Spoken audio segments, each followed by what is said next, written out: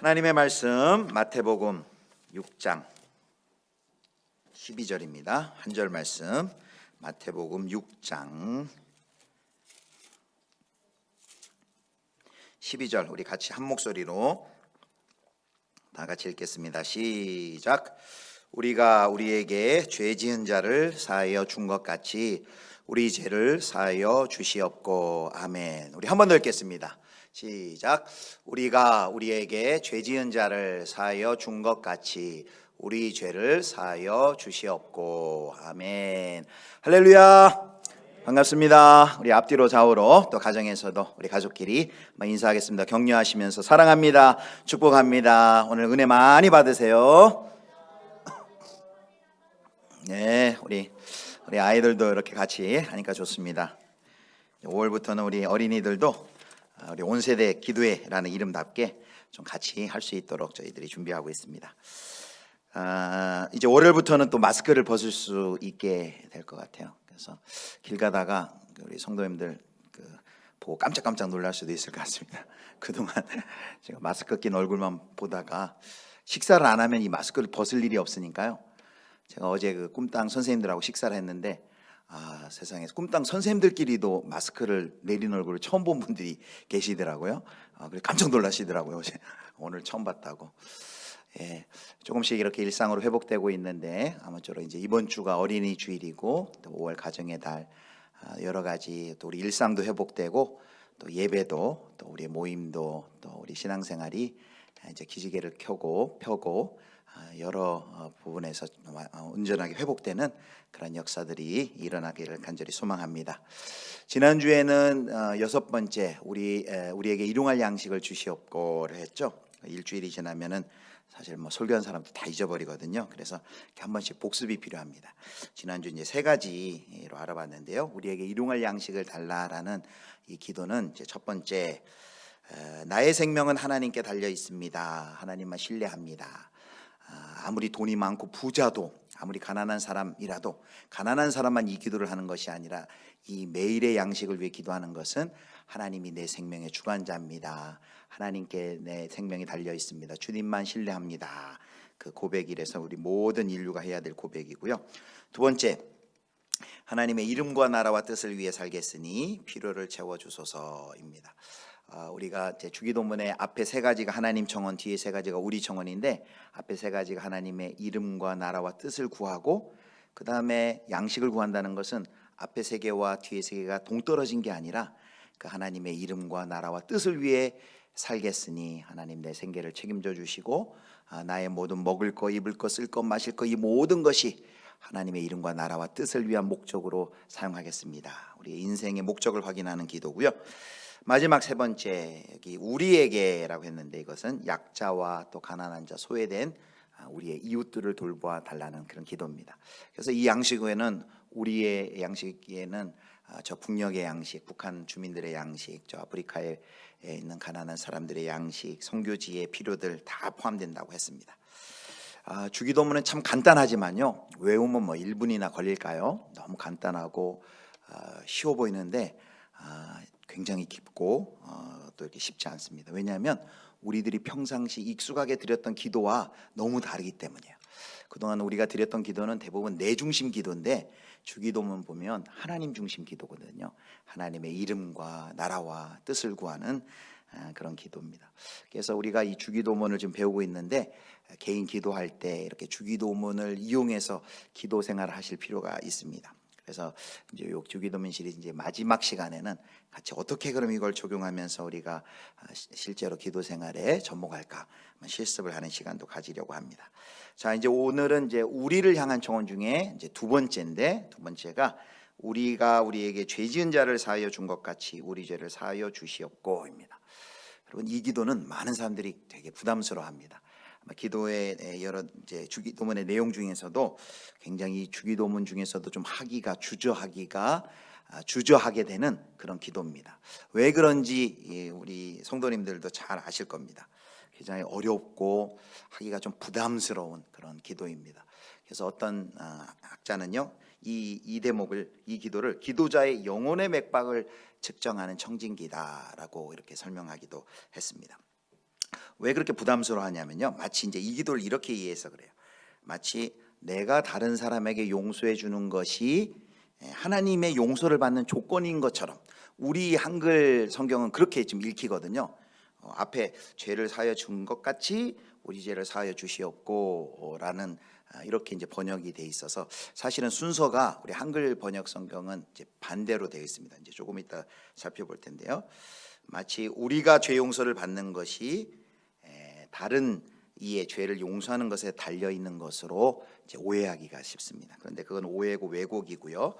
만약에 우리가 죄 사함을 받는 근거가 우리가 다른 사람을 용서한 것에 대한 근거로 받는다면 얼마나 끔찍하겠습니까? 우리는 용서할 수 있는 능력도 없고 죄 사함은 전적인 하나님의 은혜인데 하나님의 은혜가 아니라 율법적 행위에 대한 조건적 보상이 되어 버린다면 복음의 성도들이 이제 부인하는 그런 결과가 나오겠죠. 그렇다면 이제 이 강구의 진정한 의미가 뭘까 이제 오늘 살펴볼 텐데요. 그냥 그대로 이제 헬러를 그대로 직역하면 순서가 이렇게 됩니다. 자, 한번 보여주세요. 그대로 하면 이렇게 됩니다. 용서하소서 우리의 빚을 우리가 우리에게 빚진 사람들을 용서하듯이. 그래서 첫 번째가 용서하소서예요. 그다음에 우리의 빚을, 죄가 아니라 빚이라 되어 있어요. 마태복음 6장에는 원어에는 빚이라 되어 있어요. 그것을 우리 성경이 이제 죄라고 번역했는데 오페일레마라는 그 단어가 빚이라는 죄고요. 누가복음 11장에는 우리가 잘 아는 그 죄라는 단어를 씁니다. 하마르티아라는 죄라는 단어를 쓰는데 마태복음 6장에 죄라고 번역된 이것은 빚이에요. 죄를 빚으로 번역을 했습니다. 그래서 이 죄를 빚으로 번역한 것은 이제 빚 하면 우리는 경제적 용어잖아요. 그래서 우리가 이 죄를 생각할 때 우리가 모두 다 하나님 앞에 빚진 자다, 채무자다라는 것이 전제되어 있다는 것을 확인할 수 있습니다. 하나님과의 관계 속에서 우리가 어마어마한 빚을 졌고 적자를 냈고 그것을 갚을 수 있는 능력이 우리에겐 전혀 없다라는 것이 이 죄에 전제되어 있는 개념입니다. 우리 모두가 채무자라는 것이죠. 자, 그렇다면 이제 이 용서하소서 우리의 빚을 우리가 우리에게 빚진 사람들을 용서하듯이라는 이 주기도문의 우리 청문의 두 번째 의미는 뭘까? 이제 세 가지로 정리를 해볼 텐데요. 자, 첫 번째입니다. 첫 번째 우리 같이 한번 좀 긴데 같이 읽겠습니다. 시작. 하나님의 빛 가운데 자기를 돌아보고 회개하여 주님과 사귐이 깊어지라는 기도이다. 아멘. 길죠. 하나님의 빛 가운데 자기를 돌아보고 자기를 성찰해보고 회개하여서 하나님과 깊은 사귐 가운데로 나아가라. 깊어지라는 그 기도이다라는 것입니다. 그러니까 용서하소서라고 했잖아요. 회개를 통해 날마다 하나님의 빛 가운데 나를 드러내고 성찰하고 회개하여서 회개하는 목적이 뭐냐면 하나님과 깊은 사귐 가운데 들어가는 것이다라고 했습니다. 여러분 요 앞에 기도가 뭐였어요? 우리에게 일용할 양식을 주십시오. 매일의 빵을 주십시오라는 것을 이렇게 계속 매일의 빵을 위해서 우리가 매일 기도해야 되는데 그 뒤에 이어서 이제 동시에 우리에게 매일 용서의 은혜를 주십시오라고 기도를 하라는 말씀입니다. 마치 일용할 양식이 매일 공급돼야지만 우리의 생계의 불안에서 벗어나서 우리가 하나님의 이 나라와 의를 추구할 수 있는 것처럼 매일매일 우리에게 용서의 은혜를 우리가 하나님께 구하고 그 용서의 은혜를 경험해야만이 죄에서 해방되어서 하나님과 화평을 누릴 수 있다라는 것입니다. 그래서 죄사함을 통해서만 그 하나님 나라의 모든 복이 우리에게 주어지고 그 성령 안에서 희락과 평안과 화평을 우리가 누릴 수 있는 것입니다. 그래서 하나님 나라는 회개로 사는 곳이다. 회개로 사는 곳이다라고 할 수 있습니다. 여러분 여기서 이제 우리가 좀 정리를 해야 될 게 있는데요. 우리가 예수님의 십자가와 죽으심과 부활을 믿고 예수 그리스도를 구세주로 믿음으로 말미암아 우리가 구원을 받습니다. 새 생명을 얻습니다. 그런데 우리가 이렇게 예수 그리스도를 믿음으로 말미암아 구원받았다고 해서 죄를 이제 구원받은 후에 지을까요? 안 지을까요? 예, 죄를 짓죠. 어려운 질문 아니죠. 그래서 이제 어거스틴이 우리 인간을 3단계로 구분했어요. 맨 처음에 이제 창조되고 아담과 하와가 타락하기 전에는 그 상태는 어떤 상태냐면 죄를 안 지을 수 있는 상태예요. 죄를 안 지을 수 있는 상태예요. 죄를 안 지을 수 있는 상태였는데 아담과 하와가 죄를 졌어요. 그래서 타락 후에는 이제 어떤 상태가 됐어요? 우리가 죄를 안 지을 수 없는 상태예요. 그러니까 지금 우리의 상태가 그거예요. 죄를 안 지을 수 없는 상태. 죄를 안 지을래야 안 지을 수 없는 상태. 죄와 피 흘리기까지 싸우지만 안 지을래야 안 지을 수 없는 상태 가운데 우리가 살아요. 그런데 이제 우리가 예수 그리스도의 재림을 통해 우리가 영화될 그 순간에는 우리가 어떤 상황으로, 어떤 존재로 바뀔까요? 그때는 죄를 지을 수 없는 상태로 바뀌어요. 죄를 지을 수 없는 상태. 그러니까 그 그리스도의 재림을 통해 영화될 때까지 우리가 죄를 지을 수 없는 상태가 되기 전까지는 이 땅에서 우리가 죄된 죄성을 가지고 있기 때문에 죄를 안 지을 수 없는 그런 상태 가운데 있는 거예요. 그래서 이제 구원파 같은 구원파를 이제 이단이라 보는데, 구원파는 어떻게 주장하냐면 예수님 믿고 구원받으면 더 이상 회개할 필요가 없다, 이렇게 이야기를 합니다. 그럼 이 주기도문은 어떻게 되는 거예요? 예수님이 직접 가르쳐 주는데, 오늘 배우는 그 부분은 용서해 주소서 하고 죄를 회개하라고 예수님이 직접 가르쳐 줬는데, 그리고 또 어떤 이상한 데서는 예수 믿는다면 죄를 짓지 않는다, 이렇게 주장하는 분들도 있어요. 이상하게 주장해. 죄를 내가 짓는 게 아니고 부패한 본성에서 이걸 격리를 시켜 놓더라고요. 그런데 우리는 전인이죠. 죄를 내가 짓지 누가 짓습니까? 죄를 안 지을 수 없습니다. 그런데 그럼 우리가 왜 회개를 합니까? 구원받기 위해서 회개를 해요? 아니요. 우리가 예수 그리스도를 믿음으로 말미암아 우리가 과거의 죄, 현재의 죄, 미래의 죄가 다 그리스도 예수 안에서 해결함 받고 더 이상 로마서 8장 1절 말씀까지 그리스도 예수 안에 있는 자들에게는 결코 정죄함이 없나니 정죄함 받지 않는 줄 믿으시길 바랍니다. 그런데 왜 회개를 해요? 왜 회개를 해요? 아까 1번에 나온 것처럼 하나님과의 깊은 사귐 가운데 들어가는데 이 죄가 하나님과 우리 사이에서 계속해서 방해를 한단 말이에요. 하나님의 아들 되었지만 그 죄가 있을 때 마치 집안에 있는 탕자 첫째 아들 마냥 하나님과 깊은 사귐과 교제, 그 장자로서 그 아들로서 누릴 수 있는 풍성한 그 기쁨, 풍성한 삶을 누리지를 못한다는 것이죠. 그래서 우리가 매일 하나님 앞에서 이렇게 자신을 회개하고 돌아본다는 것은 우리가 하나님 안에 있다는 거예요. 내가 매일마다 하나님의 말씀 앞에, 하나님의 그 영광의 빛 앞에 나를 비춰보고 나를 성찰하고 되돌아보는 것은 우리가 그 하나님의 빛 안에 거한다는 것의 반증이에요. 그것이 나온 게 요한일서 1장 7절에서 9절입니다. 자, 요한일서 1장 7절에서 9절 말씀 우리 같이 한번 읽겠습니다. 시작. 그가 가운데 계신 것 같이 행하면 서로 사귐이 있고 그 아들 예수의 피가 우리를 모든 죄에서 깨끗하게 하실 것이요. 8절. 만일 우리가 죄가 없다고 말하면 스스로 속이고 또 진리가 우리 속에 있지 아니할 것이요. 만일 우리가 우리 죄를 자백하면 그는 미쁘시고 의로우사 우리 죄를 사하시며 우리를 모든 불의에서 깨끗하게 하실 것이요. 아멘. 그가 빛 가운데 계신 것 같이 우리도 빛 가운데 행하면 우리가 서로 사귐이 있다라고 말했습니다. 그래서 빛의 역할은 빛이죠. 빛의 역할은 우리의 죄를 드러내서 회개하게 하고 우리를 깨끗하게 하는 역할을 하죠. 그리고 하나님과의 사귐이 깊어지게 합니다. 그래서 우리가 날마다 하나님 앞에 우리의 죄를 회개하는 것은 그 회개를 통해 우리가 점점 깨끗해지고 거룩해지고 하나님께로 더 가까이 나아가고 하나님과의 깊은 사귐과 교제를 우리가 누리는 비결이죠. 그래서 역설적이게도요, 더 거룩해질수록 회개할 것이 없는 것처럼 보일수록 더 회개할 것이 많아집니다. 사도 바울을 보면 그래요. 사도 바울이 그렇게 하나님 앞에 바로 서 있는데 사도 바울이 자기를 뭐라 그럽니까? 생애 마지막 하나님 앞에 부름받기 직전에 바로 뭐라 그러면 내가 죄인 중에 괴수라고 얘기를 해요. 여러분 그 정도 됐을 때 사도 바울이 그렇게 정말 예수님께 부름받기 직전에 많은 사람들이 예수 믿는 사람들 잡아다가 죽이고, 그때가 아니라 예수 그리스도를 위하여 내 생명을 드리고 복음을 전하다가 온갖 고난과 박해를 받고 다 용서해주고 이런 그리스도를 닮은 삶을 살아가는데도 불구하고 마지막에 뭐라고 보면 내가 죄인 중에 괴수라 그래요. 왜냐하면 아주 그냥 너무나도 밝은 그 밝은 빛 앞에 작은 티끌과 먼지까지 보이는 것처럼 하나님 앞에 더 거룩해지면 거룩해질수록 우리는 회개할 것이 더 많아진다는 이 역설이 있습니다. 그래서 이전에는 내가 뭘 안 했으면 이제 그거 가지고 이제 안심하고 난 회개할 게 없습니다.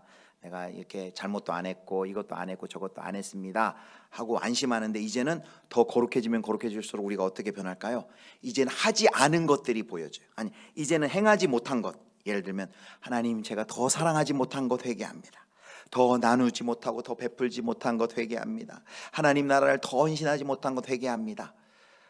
이렇게 그리스도의 형상을 더 닮아가지 못한 것 주님 회개합니다 라면서 자기의 죄가 남들이 볼 때는 보이지 않는 듯 하지만 자기가 자신을 볼 때는 거룩해지면 거룩해질수록 하나님 앞에 부족한 것이 보이고 그것을 더 하나님께 회개하게 되는 것이죠. 또 여기 오늘 말씀에도 우리라는 복수가 썼는데 나의 죄뿐만 아니라 이제 우리의 죄가 보이는 겁니다. 우리 가족의 죄, 우리 교회의 죄, 우리 민족의 죄, 나라의 죄, 공동체의 죄를 안타까워하면서 그것에 대해서도 하나님께 회개하며 용서를 구하게 되는 것이죠. 그래서 오늘 이제 첫 번째 아까 말씀처럼 매일 죄 사함을 하나님께 회개한다는 것은 하나님의 빛 가운데 나를 돌아보고 성찰하고 하나님과의 깊은 사귐 가운데 나아가는 것이라는 거죠. 그래서 이게 바로 그리스도인의 태도인데 바로 다윗의 태도도 이런 모습이었어요. 다윗이 시편 139편 23절 24절에 이렇게 말합니다. 자, 같이 읽겠습니다. 시작. 하나님이여 나를 살피사 내 마음을 아시며 나를 시험하사 내 뜻을 아옵소서. 내게 무슨 악한 행위가 있나 보시고 나를 영원한 길로 인도하소서. 내 마음을 아시며 나를 시험하사 내 뜻을 아옵소서. 내게 무슨 악한 행위가 있나 보시고 나를 영원한 길로 인도하소서.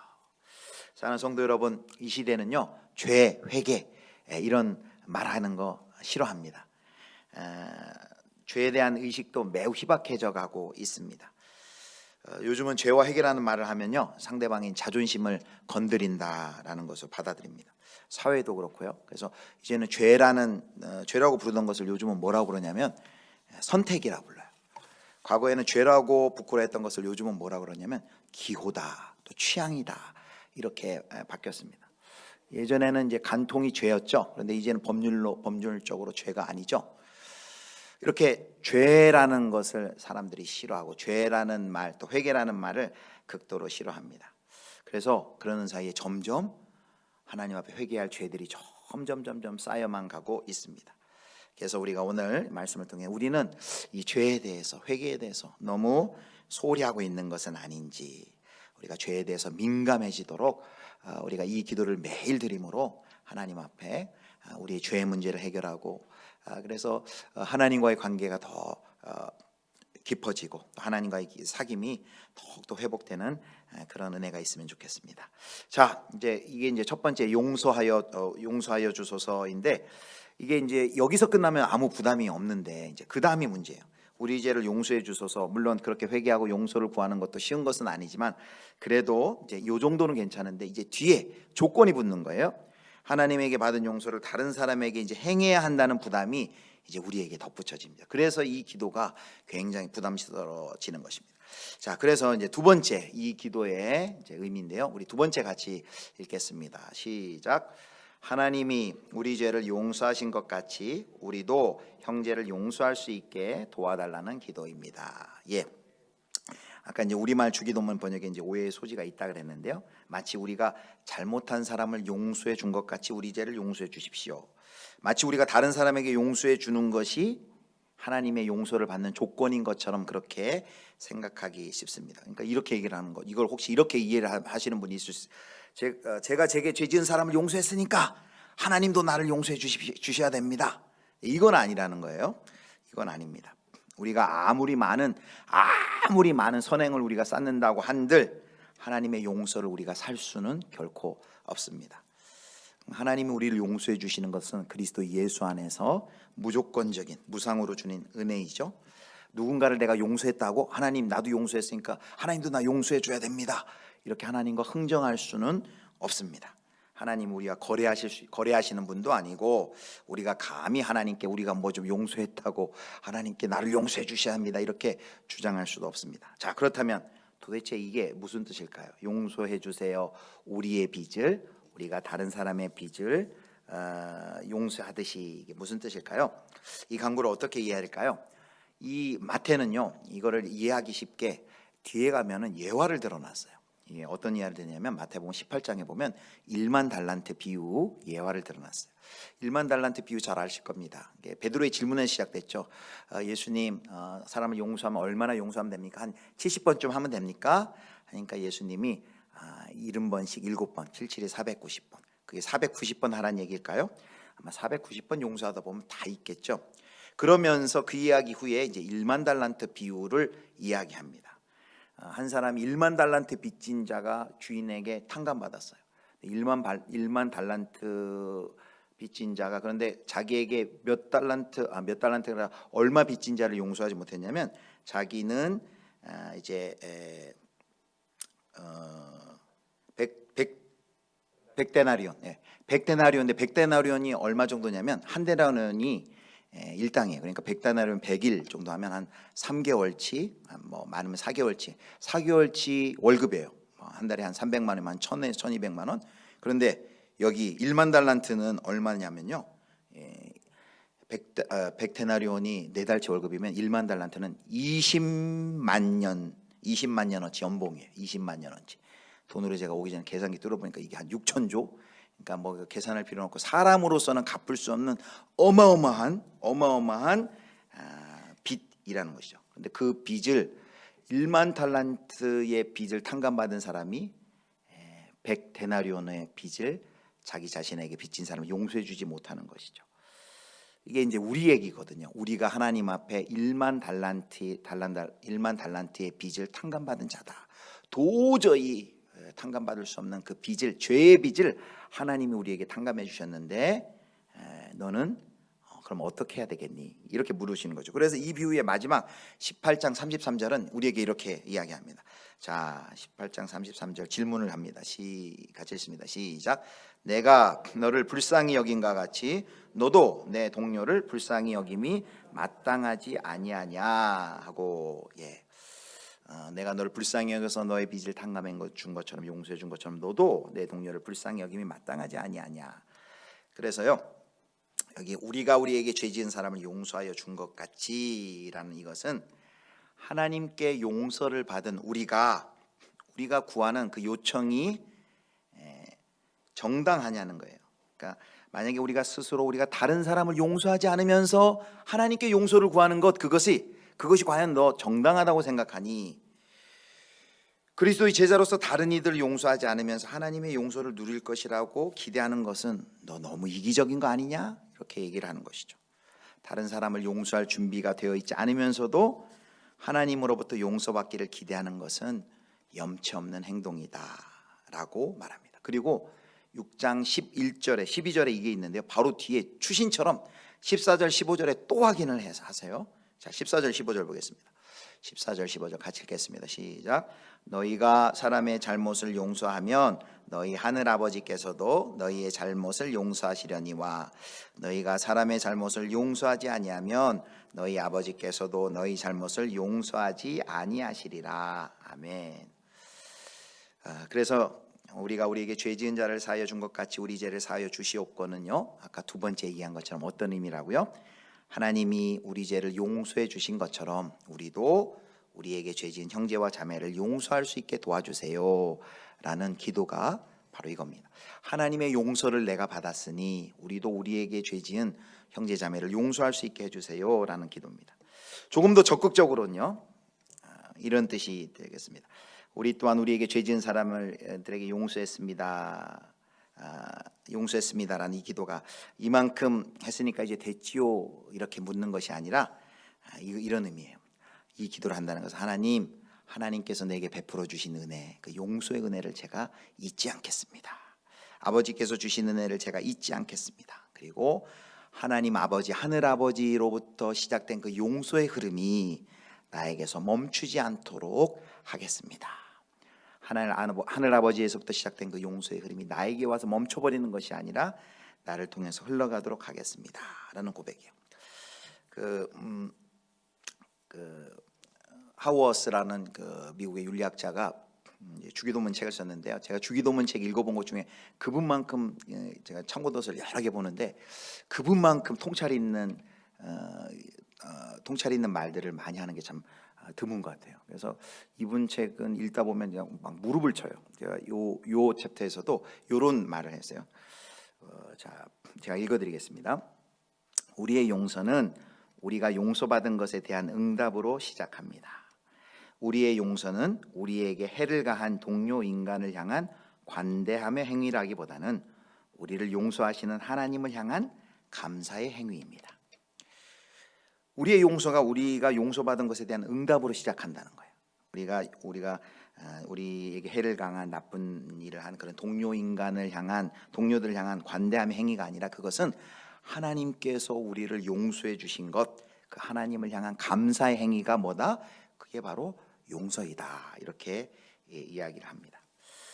자, 이게 이제 두 번째고요. 그래서 이제 하나님이 우리에게 이제 기대하시는 것은 내가 너를 1만 달란트 빚진 것과 같은 너의 죄를 용서했으니 너도 나로부터 그 시작된 용서를 너를 통해 내가 흘려보내고 싶구나 라고 하나님이 우리에게 기대하시면서 이 기도를 통해 그것을 이루어 나가시는 것이죠.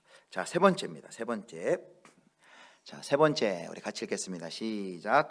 끝없이 도는 복수의 쳇바퀴를 멈춰 세우라고 초대하는 기도이다. 아멘. 끝없이 도는 복수의 쳇바퀴를 멈춰 세우라고 초대하는 기도이다. 바로 요 세 번째는요, 방금 이제 인용한 스탠리 하우어스가 했던 말을 이제 그대로 갖다 제가 붙인 것입니다. 여러분, 이 세상은 복수심으로 가득 찬 세상이에요. 영화 주제도 이제 복수죠. 복수가 본능이에요. 평생토록 이 복수심에 사로잡고 복수가 원동력과 에너지와 인생의 목적이 되어서 사는 사람들도 많아 보이고요. 그런데 이 그런 복수로 가득한 복수와 응징하려는 이 세상 속에서 용서를 한다는 것은요, 아무리 작은 용서를 할지라도 수많은 매듭으로 얽힌 이 세상을 변화시키는 작은 실마리가 된다는 거예요. 그래서 스탠리 하우어스가 했던 말입니다. 이게 우리에게 용서하라고 명령하실 때 예수님께서는 우리에게 책임을 떠맡으라고, 세상을 바꾸라고, 끝없이 돌고 도는 보복과 복수의 쳇바퀴를 멈춰 세우라고 초대하고 계시는 것이다.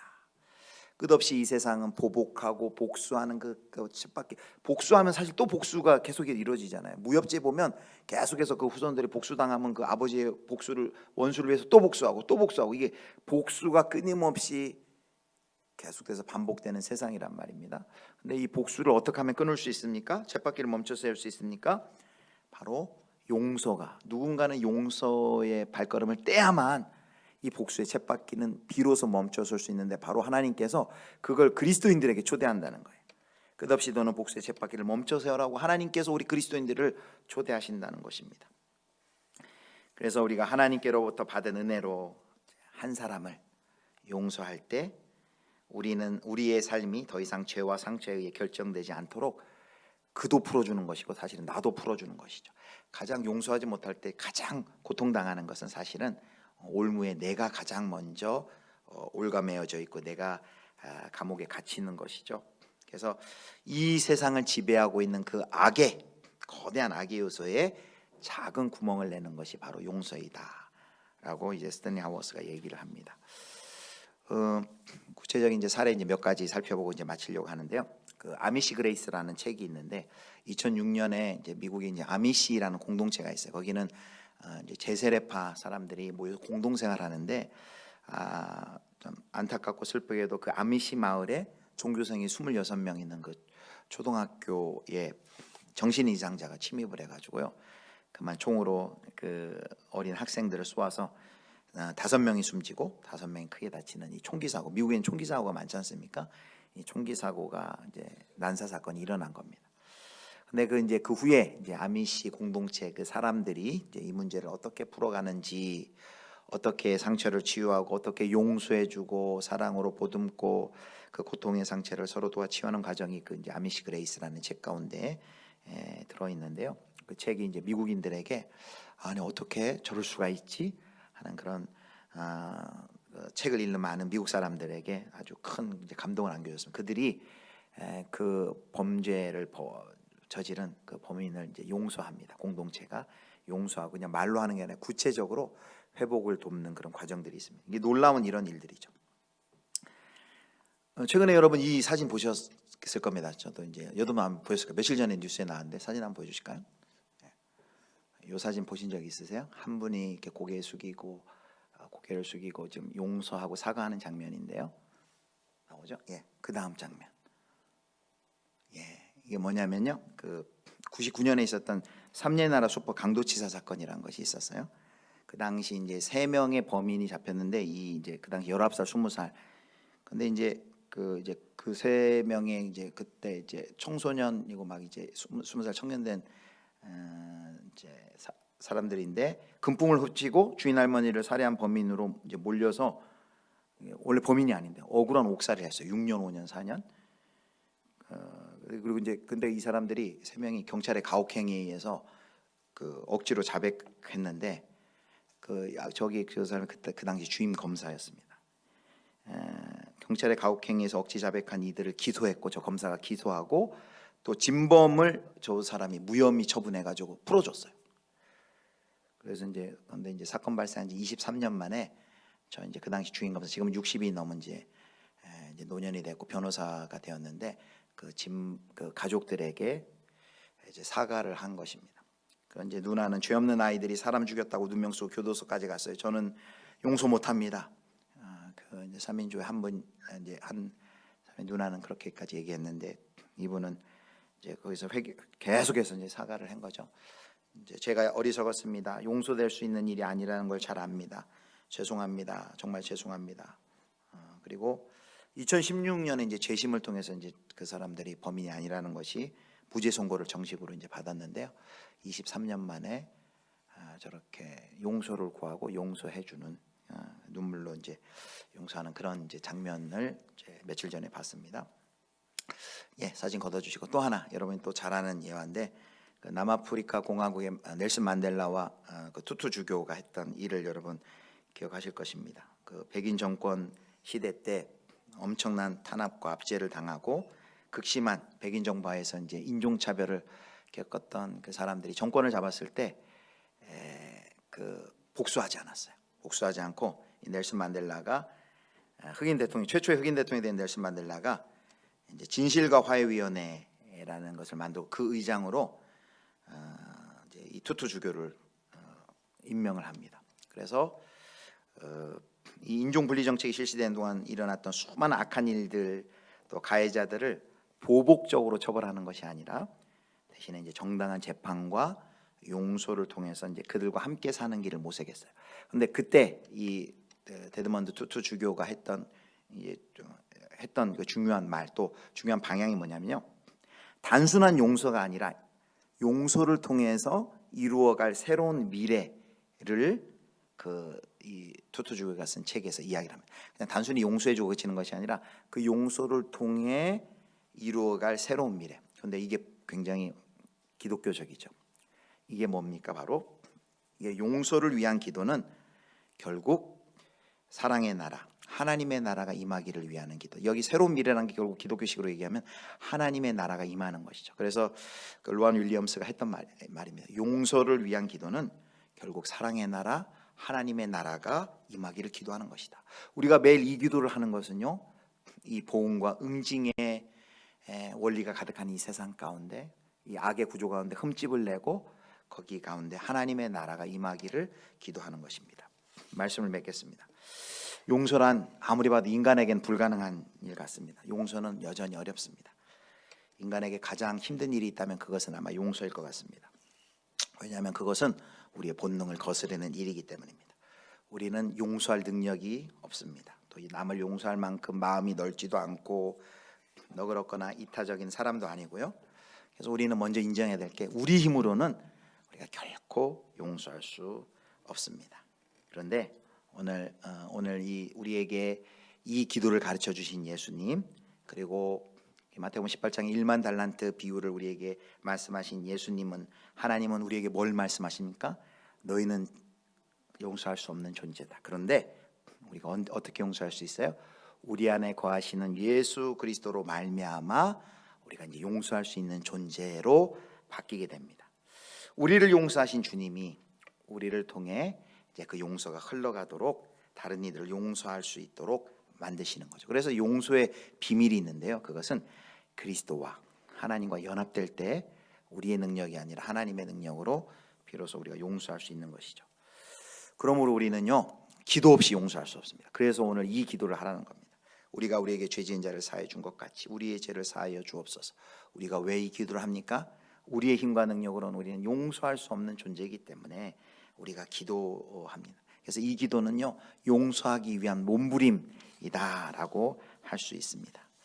우리 안에 보복하려는 본능이 가득 차 있는데 십자가 위에서 주여 저들의 죄를 용서하여 주옵소서 기도하신 그 용서하시는 그리스도의 본능으로 바뀌어지기를 소망하는 기도가 바로 이 기도입니다.